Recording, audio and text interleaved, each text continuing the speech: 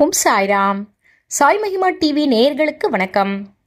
சில்லிம் மூலம் தனது பக்தருக்கு அமிர்தத்தை வழங்கி பாபா செய்த லீலை. எவ்வளவு பெரிய கர்மாவாக இருந்தாலும் குருமார்களால் மிக எளிதாக கரைக்க முடியும்.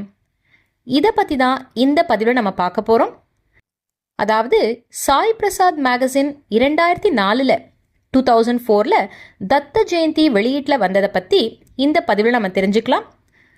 மும்பை தாதரை சேர்ந்தவர் சங்கர் ராவ் நெரூர்கர். அவர் பாபாவுடைய சில முக்கியமான தகவல்களை வழங்கியிருக்காரு. பாபா மேலே அதீத பக்தி கொண்ட ஒரு குடும்பத்தில் சங்கர் ராவ் பிறந்தது அப்படின்றது ஒரு பெரிய புண்ணியம் செஞ்சிருக்கிறதா சொல்கிறாரு. அவருடைய தந்தை பாபாவுடைய தீவிர பக்தராக இருந்தார். அந்த தந்தை பார்த்தோம் அப்படின்னா 94 வயசில் 2003 அவர் பாபாவுடைய திருவடியை அடைஞ்சார். அவருக்கு பாபாவை தவிர யாரையுமே எந்த கடவுளுமே தெரியாது. ஒவ்வொரு நாளும் பாபாவை தொடர்ந்தும் பாபாவை பற்றி பேசுறது மட்டுமே அவருடைய செயலாக இருந்தது. ஒரு நாள் முழுக்க அவர் பாபாவுடைய பேரை ஜபம் செய்யறதும் ஸ்ரீ சாய் சச்சரிதம் படிக்கிறதையும் செஞ்சுக்கிட்டு இருந்தாரு.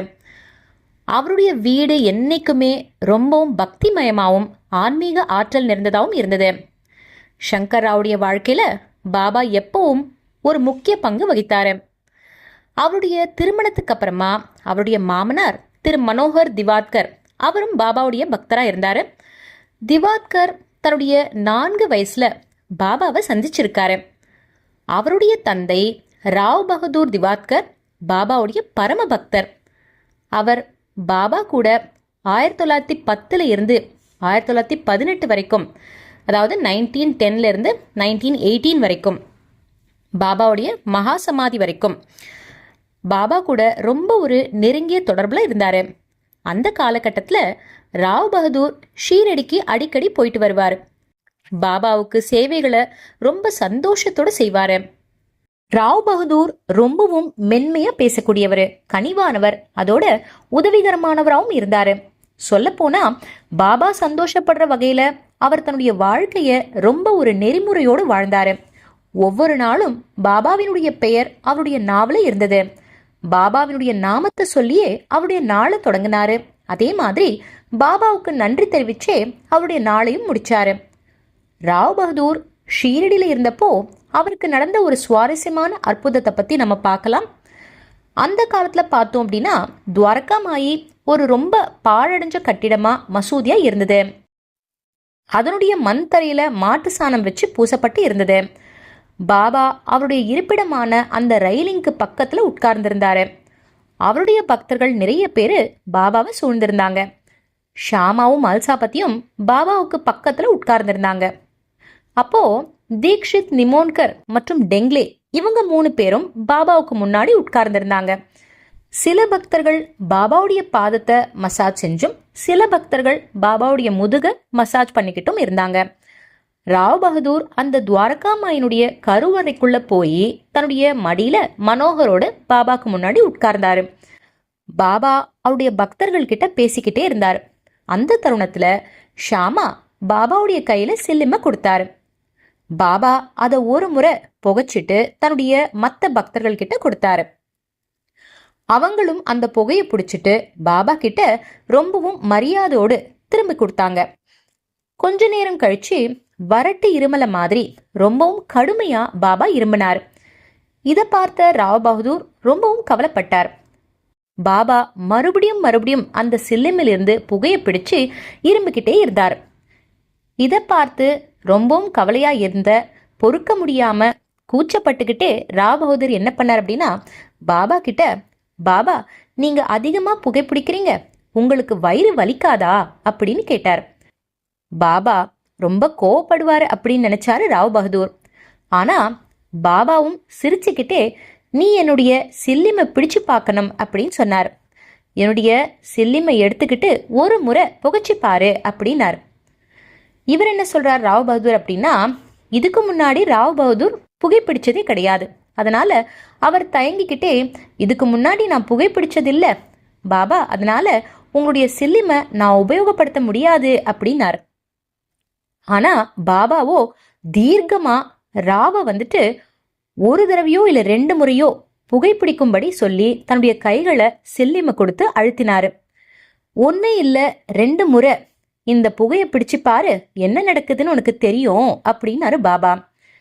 இப்போ ராவ் அவர்களுக்கு வேற எந்த வழியுமே இல்லை.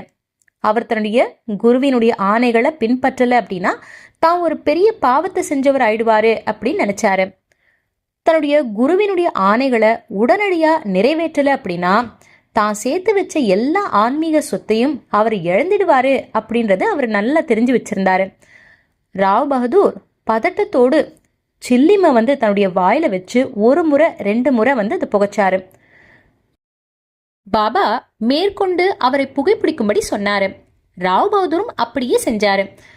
அவர் இப்படி செஞ்சுக்கிட்டே இருக்கும்போது அடுத்த முறையா புகைப்பிடிக்கும் போது அந்த சில்லிமில் இருந்து அமிர்தம் சொட்டு சொட்டா வர ஆரம்பிச்சது.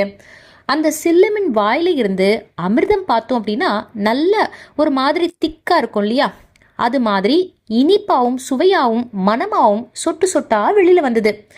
அதை ருசிச்சு பார்த்த ராவ் பகதூருக்கு பேரானந்தமா இருந்தது. பாபா அவரை பார்த்து ரொம்பவும் சந்தோஷம் அடைஞ்சு சிரிச்சுக்கிட்டே இருந்தாரு. இப்படி அந்த அமிர்தம் சில்லிமிலிருந்து வெளியில வரும்போது ராவ் என்ன பண்ணார் அப்படின்னா அதிலிருந்து கொஞ்சம் எடுத்து பாபாவுடைய பிரசாதமா மனோகருக்கு கொடுத்தாரு.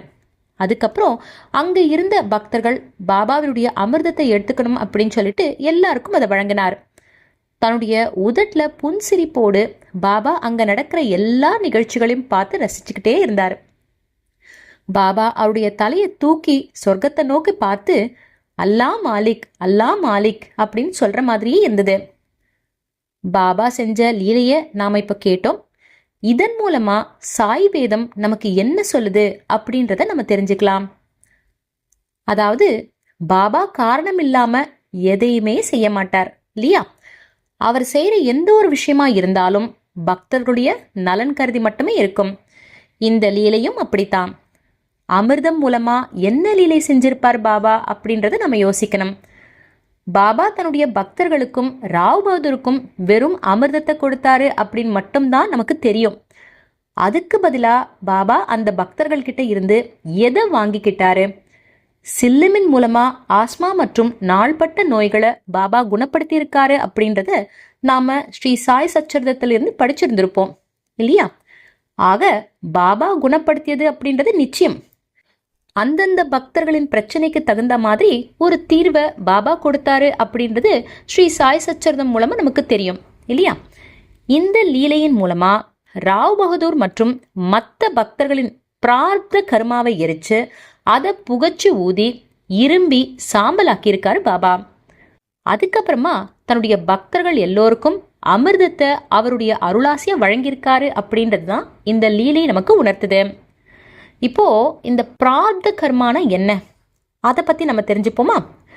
பிரார்த்த கர்மா அப்படின்றது இப்போ தற்போதைய வாழ்க்கையை பாதிக்கிற நம்முடைய கடந்த கால செயல்களாகும்.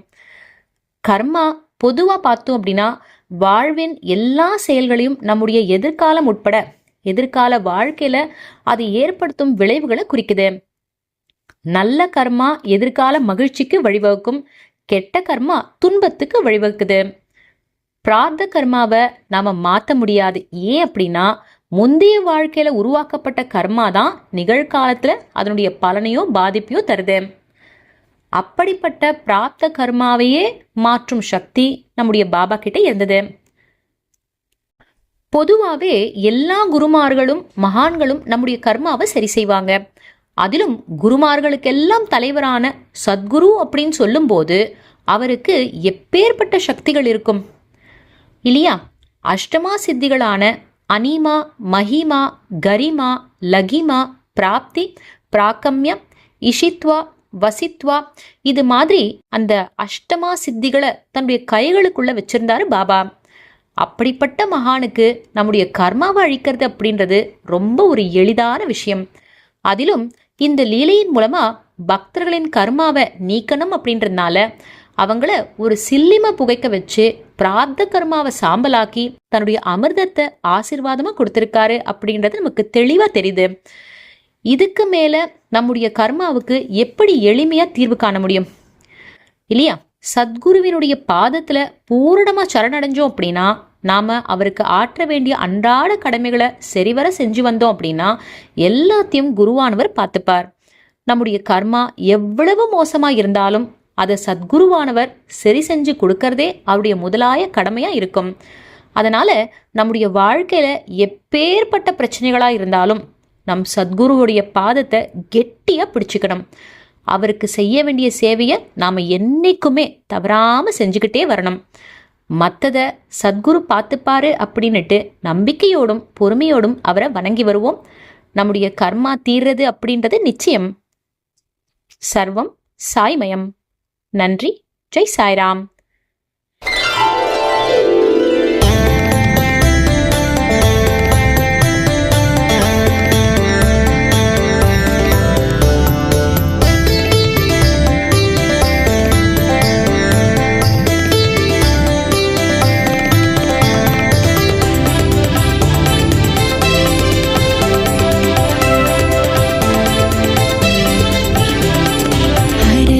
சிவனாய் கருணை கடலாய் பக்தரின் நிழலாய் விளங்கிடும் தேவமடி.